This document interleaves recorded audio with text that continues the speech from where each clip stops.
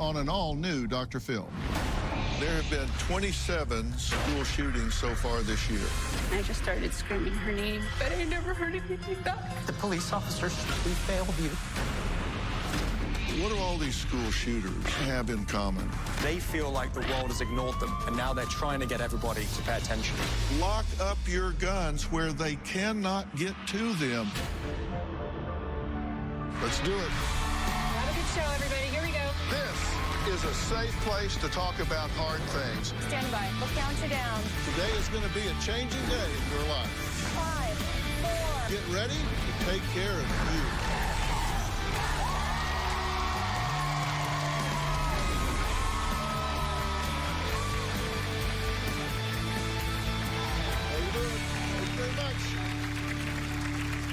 I think we can all agree on one thing. No matter what political side you support, no one wants to see another headline about one more horrific school shooting. Today, in our new intimate setting here on stage, we're going to discuss this problem. We are not going to get into a Second Amendment debate. There are more guns in the United States than there are people. So what we need to talk about is how are we going to slow this trend down? Just this year, there have already been 27 school shootings. By the time this episode airs, there will very likely be more innocent children killed in their classroom. So how can we lessen this tendency? Prevention, not intervention. That's how. And I'm going to tell you that we know more about these shooters than we are actually using to stop these things from happening. I have some very strong ideas about how we can make our schools safer, and we're going to talk about those throughout the hour. But first, I know many parents have either gotten one of these automated calls or know someone that has from their child's school regarding a possible threat of an active shooter. Now, on May 24th, just like any other day, Anna dropped her 10-year-old daughter, Maite, off at Robb Elementary School in Uvalde, Texas. But at 10 a.m., Anna got that dreaded call from the school.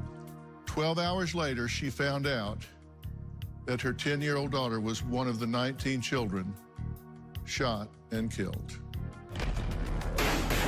Gunfire erupted this afternoon. This week's school shooting in Oxford, Michigan. This deadly mass shooting happened at Marjorie Stoneman Douglas High School. The carnage in our nation's schools has become painfully repetitive. My daughter Layla is so terrified of the thought of having to return to school in just a few short weeks that she comes to tears. The death toll has been rising in a shooting at an elementary school in Texas. Body cam footage of police in Uvalde, Texas show the chaos at Robb Elementary as a gunman killed 19 children and 2 teachers on May 24th. Dude, we gotta get in there. We gotta get in there. He just keeps shooting. Despite the initial urgency, officers did not enter the classroom for over an hour. Please put your gun down, sir. A 77-page report released Sunday called the response lackadaisical and said they failed to prioritize saving innocent lives over their own safety. Have a child on the line. Hey, what was that? He is in a room full of victims. The report found the response was caused by a lack of leadership, adding that it is plausible some victims could have survived if officers acted sooner. Since 2018, there have been 119 school shootings in the U.S. and 27 just this year. No other country in the industrialized world comes close to that number. Well, Anna, I'm very glad to meet you, but so very sorry for the circumstances. Thank you. It's nice to meet you as well. And I'm so sorry for your loss. I can't even imagine. Thank you. One thing you won't hear me say today is I know how you feel. Because you can't know, right? No, you can't. Let's kind of go through this so everybody knows how that terrible day went for you. You dropped your daughter off at school. normal time, right? Yes, around 7:15, 7:20. 7:15. She wasn't feeling great that day, right? No, she was not. No, And- she woke up. She had a sore knee. She fell down the day before, and her asthma had been flaring up that night. So I had asked her that morning, you know, do you want to go to school? I said, you don't really have to. You know, it's the last week of school. But she chose to go. And how many times have you played the what if game since then? Every day. What if you had insisted that she stay home? Every day. What do you say to yourself about that? Why didn't you push harder? Why didn't you just ask her to just tell her to stay? And it was about 3 hours later that you got the message, right? Yes. And what'd you think when you got the message? I called her dad to let him know. It was a lot of confusion. Told him I was locked down at my work. They wouldn't let me out. So, you know, I was calling everybody I knew, please go out there. And then I got a second call from the school, and she said that it was under control. Everything was under control. About 2 minutes later, there was just still chaos at the place that I worked. And I said, no, something's not right here. They let me out. They released me. They said to go to the school. Mm-hmm. And why were you locked down? Because there was an active shooter. My place of work is nearby. Okay. So that's why they... Okay, so they were just trying to keep everybody off the Yes. street for that period of time. You did not find out that she was actually a victim until 10 o'clock that night? Do you know why it took so long? I don't. I think there was just mass confusion. They didn't know how to identify the victims. You went to the school. What time did you get there? I got there that morning. I want to say after the first time I got the call, I want to say about 25 minutes. And what was going on when you got to the school? There was children running out of windows. There was people everywhere. There was all sorts of officers, border patrol. It was just chaos. I didn't know who was going where the kids were going, where other kids were. It was just chaos. Was anybody going in the school to stop what was going on? From where I could see, no. Take me through the moment when you found out that your own daughter had been shot and killed. So I was one of the many people outside the school. And I had asked all my family, you know, they were saying they were shipping kids off to the Civic Center, the high school auditorium. So I sent family everywhere. I said, I'm going to stay here in case she comes out. And I see kids from her class running out. They were just, some of them, just clothes full of blood. And one of the other students' mother told me, Anna, this little boy just told me that my daughter didn't make it. Well, my daughter and her daughter are in the same class. So those students were being put on a bus, and I panicked, and I just started screaming her name. I said, if you're in there, please, just let me see you. I said, if you're in there, Maite, just let me see you so I know you're in there. But I never heard anything back. That was the moment kids stopped running out of that school. She didn't run out, and I just fell to my knees. And I almost begged God to please keep her safe and bring her back. I officially found out later on that night. But you knew then. But I knew then. You say that family told police officers that she was wearing her green Converse tennis shoes? Yes, my cousin pulled out her phone and she said, if you go in there, these are her shoes. She's wearing these shoes. They're lime green shoes. If you go in there, can you tell me if she's in there? He took the phone and he went in there. And when he came out, he just said, I can't tell you anything. So that was almost a confirmation also. It's just inconceivable. I can't even wrap my head around it. We're going to take a break, and when we come back, a famous actor was inspired by Anna's daughter.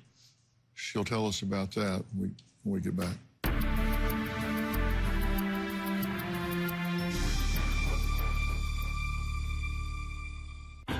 Nine-year-old Maite Rodriguez wore green high-top Converse with a heart.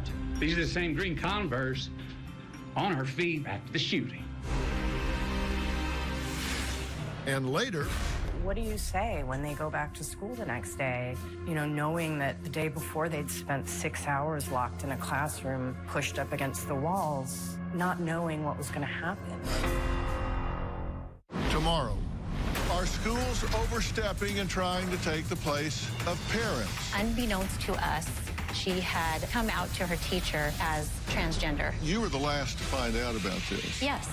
I'm a psychiatrist. If the child could have gone to the parents, they would have. That's a big if. There are parents who are going to reject their identities. I want to debate that. Is this teaching children to lie? That's tomorrow.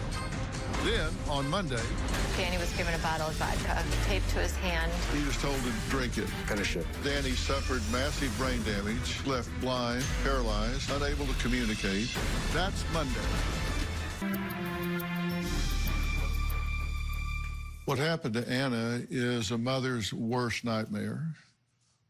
On May 24th, Anna lost her only daughter, 10-year-old Maite, in the horrific mass shooting in Uvalde, Texas.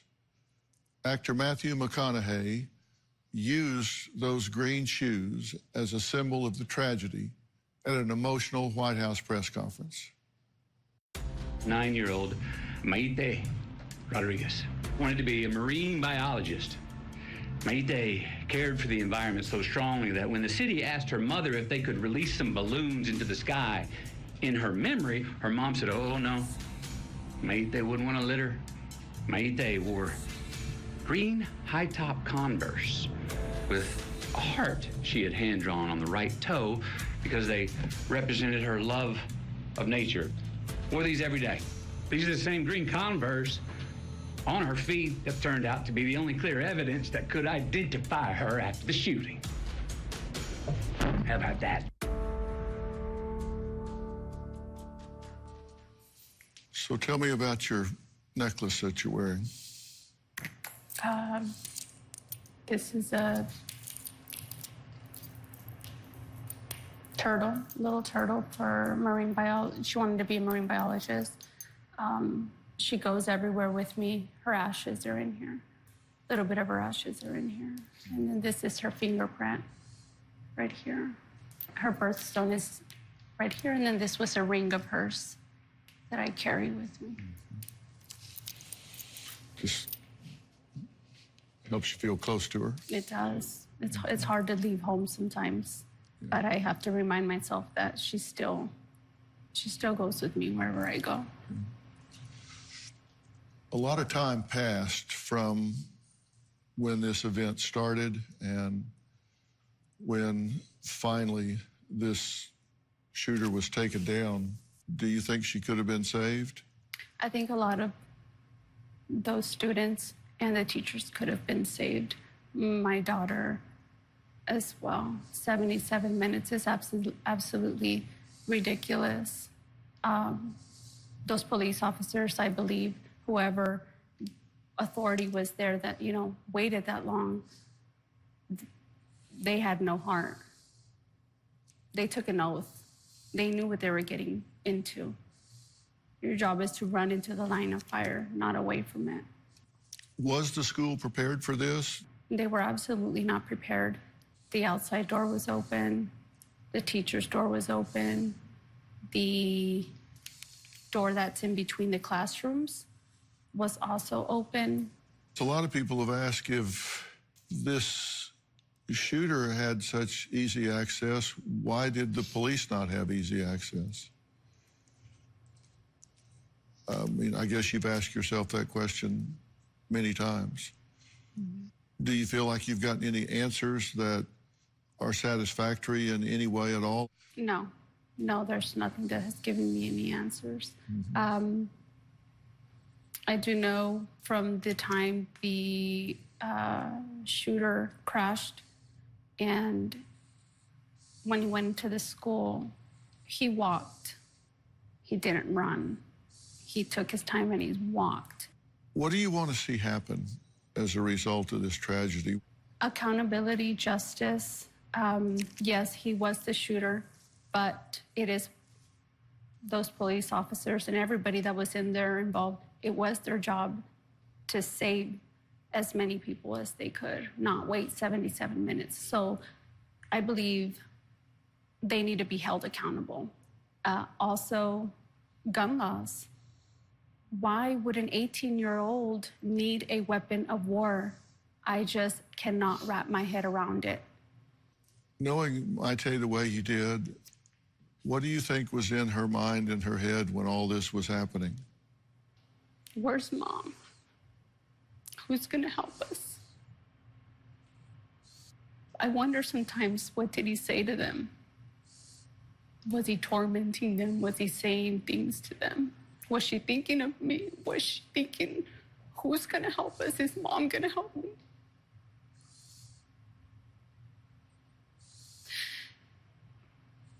And it just eats me up inside because I was just a few steps away. I said earlier, we know more about these school shooters than we're really fully utilizing. There are things that can be done that can impact how many of these things happen. And some of these things can be averted. A lot of them can be averted. We're going to talk about all of that after the break.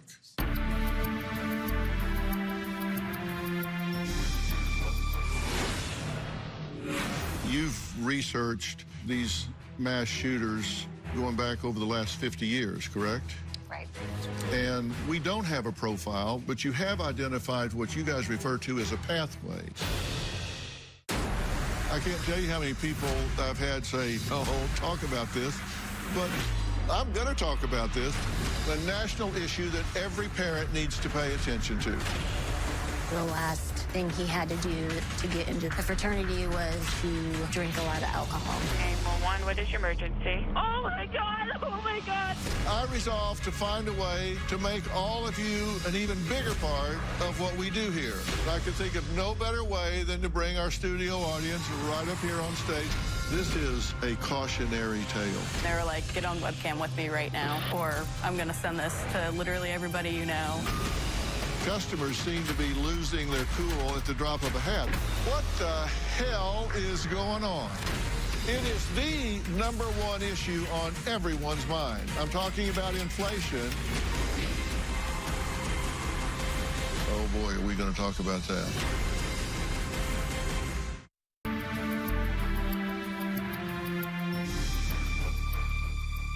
We're talking today about school shootings.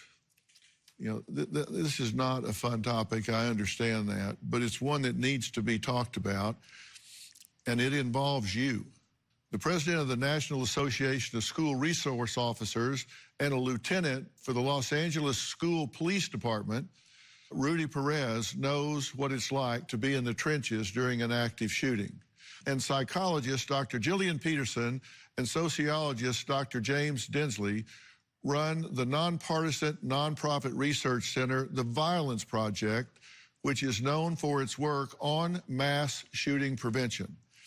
Now, they've developed the largest, most comprehensive database of mass shooters in the United States, and they wrote a very important book, The Violence Project, How to Stop a Mass Shooting Epidemic.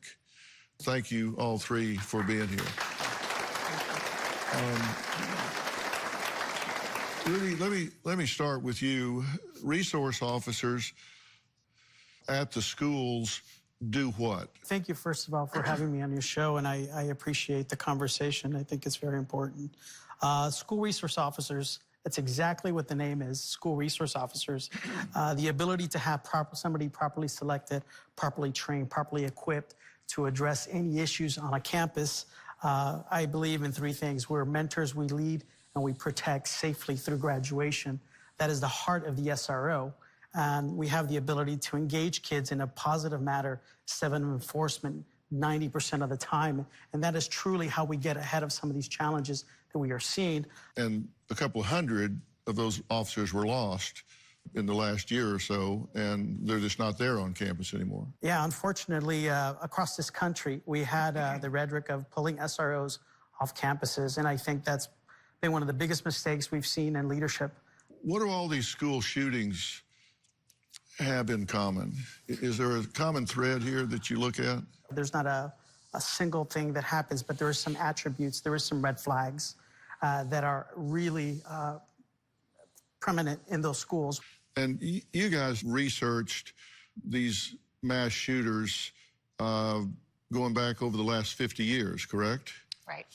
And we don't have a profile, but you have identified what you guys refer to as a pathway that you can identify that these shooters have been on to get where they are. Yeah, the pathway that we see consistently over and over again is that these perpetrators start out in families filled with a lot of violence, experience a lot of early childhood trauma, sexual abuse, physical abuse, death of a parent. That builds over time, and the perpetrators become depressed, isolated, hopeless. Many of them are actively suicidal and attempt suicide previously. Then that self-hate kind of turns out, and it becomes less about what's wrong with me and whose fault is this and who do I blame. School shooters tend to blame their classmates and their schools. And you say a lot of this stuff that happens early on in their lives, this reaches a crisis point later in life, right? That's right, because it's unresolved trauma, and it bubbles back up later in life. And it reaches what we call a crisis point. And a crisis point is a noticeable change in behavior from baseline. So it's not normal behavior. If somebody's always angry and then they come to school and they're angry, that's not a change. But if they come to school and all of a sudden things different, that's a moment where we can check in with that individual and think, okay, something else is off here, something else is going on that we need to address. So the crisis point is noticeable, and that's the most important thing because we can all pay attention to it. Because the key is, if we spot it, we can intervene early, and we can prevent, hopefully, these tragedies from ever happening. There are things that we do know about this. I've said we know more than we're actually reacting to. Like 98% of these individuals are male. 91% are current or former students at the school. 87% are in crisis prior to the shooting. 80% are suicidal prior to the shooting. And 78% of the time, they tell somebody what they're going to do and when they're going to do it. That's right. But nobody knows what to do with the information. And I've had police officers say, well, you can't arrest somebody for their thinking. So you got to wait until they do so. So they're in a difficult situation. So we're going to talk more about this. Coming up, there's one thing to blame for these school shootings. Rudy's going to tell us what that is next.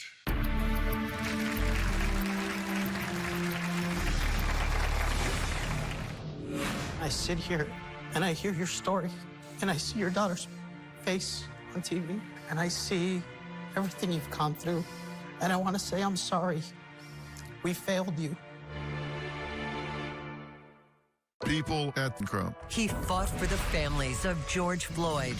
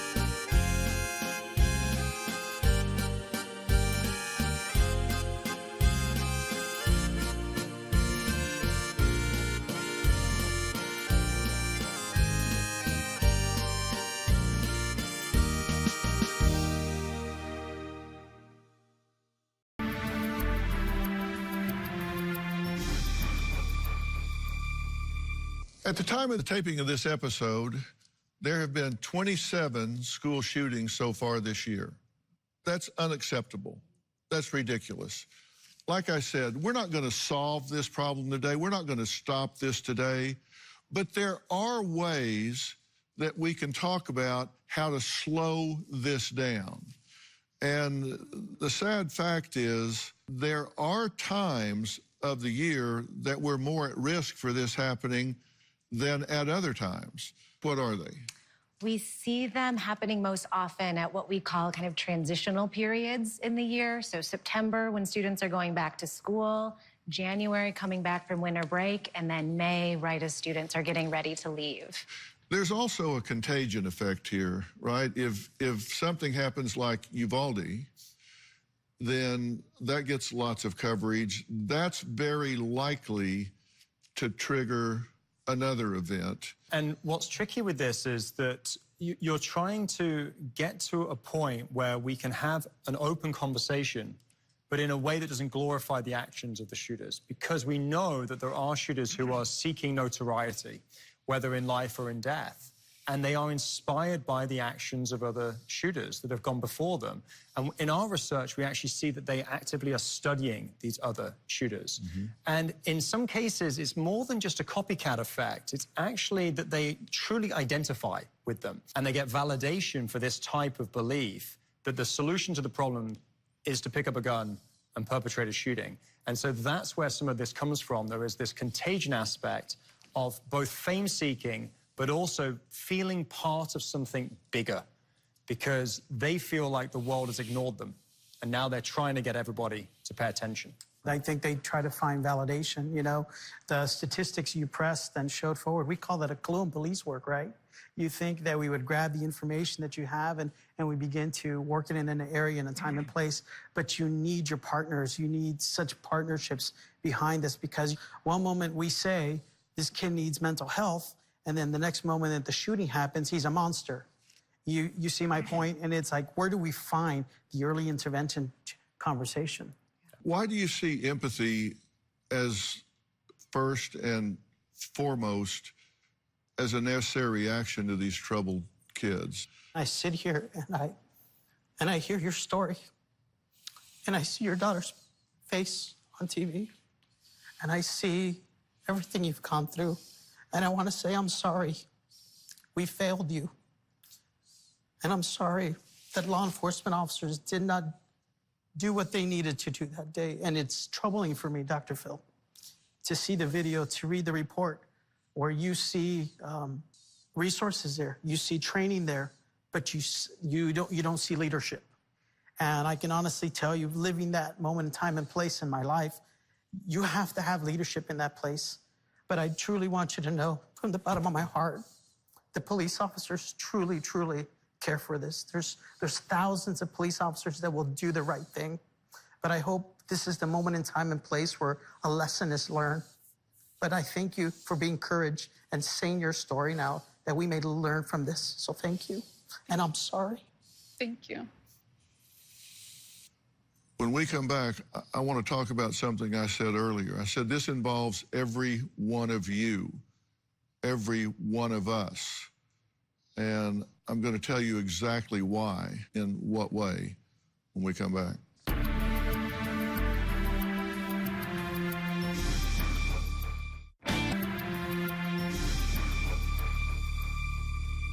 You know, I believe there are a couple of strategies to slow these school shootings down. One of the big things that jumped out to me in your research is that they have observable departures from baseline, right? And my point about that is these people identify themselves behaviorally, psychologically. But when students see that, coaches, teachers, or whatever, they really don't have a clear path to know what to do once they observe that. Right. And what I want to say is that can start a process if someone knows where to go with that information. And that information can then trigger, okay, let's do a home visit. And if you go to the home and you find out, okay, mom or dad is in prison or has been, there's violence in the home, and oh, there's a shotgun leaning against the refrigerator in the kitchen, you're starting to check off some boxes here. So why don't students report that kind of thing so you can do that home study to put this person on a high-risk list because they believe telling is tattling? There's got to be a mind shift, doesn't there? It's got to be where this is a student in pain, and I want to report this to get this young man some help. We see two things happen. One is that we imagine that the perpetrators who do this are these outside monsters who we could never know. The reality is these are kids in our schools, they're in our classrooms, they're in our counseling offices. We see them every single day. So that's the first mind shift. Somebody we know could do this. And second, it's exactly that. Students don't want to overreact. They don't want to tattle. And part of that comes down to what's the response when they do tell? Are we just expelling these kids or criminally charging them? Or are we saying, this is a kid in crisis, people are worried about you, how do we connect you with the services that you need? Yeah, and Robin and I are national spokespersons for CASA, Court of Sport and Special Advocates. And isn't it true that the #1 thing for a foster child in terms of their outcome is an adult that puts their arm around their shoulder and walks them through the system in those critical years? Yes, that's so true, because all of these children have come from dysfunctional homes, and they need one person that will check with them, talk to them every day, one person from the outside world that cares about them, that says, you can tell me anything. That's right. I said it involved all of y'all. There are, 59 million students in school? That's 59 million sets of eyes looking around for this. And then if the parents are educated, then just think, that's at least another 59 million sets of eyes if it's just one parent. And then if you get teachers, coaches, cafeteria workers, bus drivers, you get everybody sensitized to this. Now you've got millions and millions of eyes looking for this, and they know where to go. They know there's a place to report it, that they know they're going to get loving attention instead of punitive intervention. And then the second thing that's so important, lock up your guns. Lock up your guns. They cannot shoot you with a gun they don't have. That's right. Yes. Lock up your guns where they cannot get to them. If we had those two things going on, we could dramatically slow the roll of what's... Could we not? Am I off path here? You're absolutely right, Dr. Phil. It is truly about having the ecosystem, like in this room, to be part of those answers. And the biggest piece about this as well is we're not just going to do safe storage or if you see something, say something to stop a school shooting, but that can also prevent a suicide, an accidental shooting, a kid who's being bullied and not being paid attention to in school. So there's this broader diffusion of benefits with all of this, that you are saving lives more than just the lives that you think you're saving. That's right. And that's why it's everybody's responsibility. Yeah, and isn't the truth that these school shootings are largely violent suicides? These kids, they don't intend to get out of there alive. That was a real kind of aha moment for us when we realized that these perpetrators go in without a plan to get out. They want to be either killed or kill themselves or spend the rest of their lives in prison because they want to be known for this. That's why prevention is the key. 50 to 60% of the deaths occur within 1 or 2 minutes. The chance of getting there and stopping it, even a resource officer is likely to run up on casualties unless they happen to be in the room. I mean, this is prevention, not intervention. When we come back, how should you talk to your child about a mass shooting? What do you say to your kids about going back to school?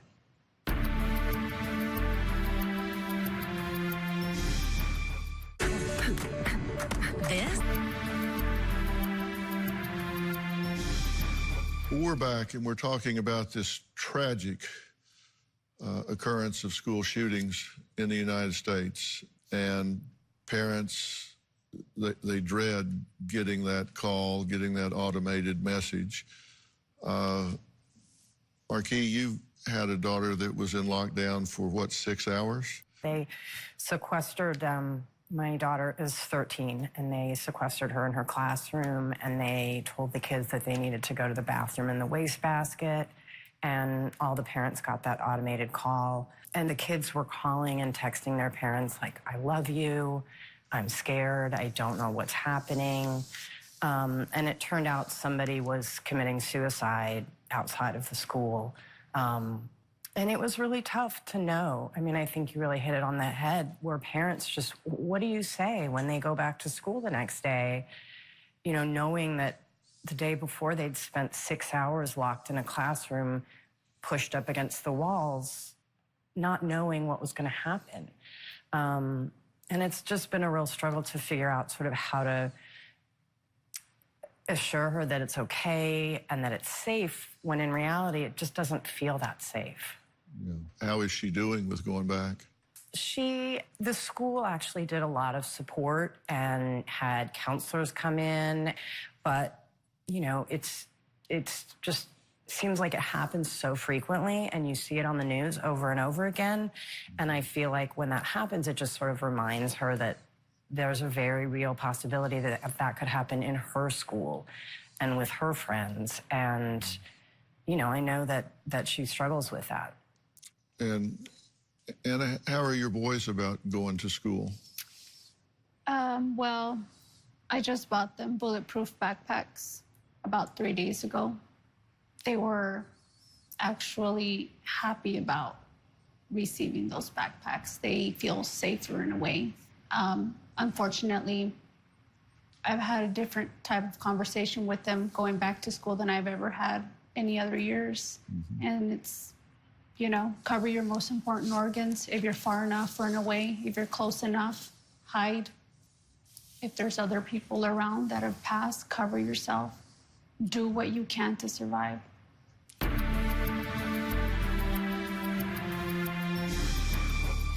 All of you parents that have kids in schools, I really hope that you will talk to the school, go to the school board meetings, go in and offer to partner with your school.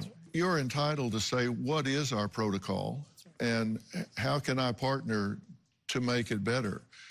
And if they don't have a good protocol, if they're not executing the protocol, then say, we need to change that. Because so many of you at home have asked the hard question, what do I say to my children about going back to school? Because they're understandably afraid, given the media coverage of Uvalde and others. And I would sit down with them in a calm manner and tell them, look, I'm glad you're talking to me about this, and it's normal that you would have this on your mind. And the truth is that while a shooting at a school gets a lot of attention because it is so tragic and so unfair, that still, statistically, being in school is one of the safest places you could ever be. That's right, yeah. School is a safe place to be, but you're absolutely right that this is the bigger issue, is the fear that young people have about going back to school. And I think we have to listen to our young people. That's the real key thing, to hear that they are concerned about this and they're looking for us for answers. And if you can say to them, look, I'm talking to the school, I'm involved in helping, and you know, daughter or son, pay attention and speak to me and your teacher, principal, coach. If you do see something or even just feel uncomfortable about some boy's behavior at school, well, then the chance is even less that something will happen because you're telling a responsible adult. So feel safe, have fun, and just let me know if anything at all bothers you. And if you're fortunate enough to have a resource officer at school, by all means, talk to them. And I'm going to beat this drum on locking those guns up. Yes. Till it gets done. This is not about Second Amendment. There's more guns out there than there are Americans, so those are going to be around a long time. We just need to make sure they're locked up and we're paying attention to who's sitting next to us in class. I want to thank Anna. Thank you for having the courage to come here and share this. It will make a difference. Thank you. Thank you. Thank you for having me. And Lieutenant Rudy Perez, thank you so much. Dr. Jillian Peterson, thank you so much. And James Dinsley, you guys are doing such important work. Again, their book is The Violence Project, How to Stop a Mass Shooting Epidemic. It is a must-have, and it is available at all bookstores and online. If you would like more information about today's episode, log on to drphil.com. Before we go, we want to express our condolences to the 21 families who tragically lost their loved ones in Uvalde.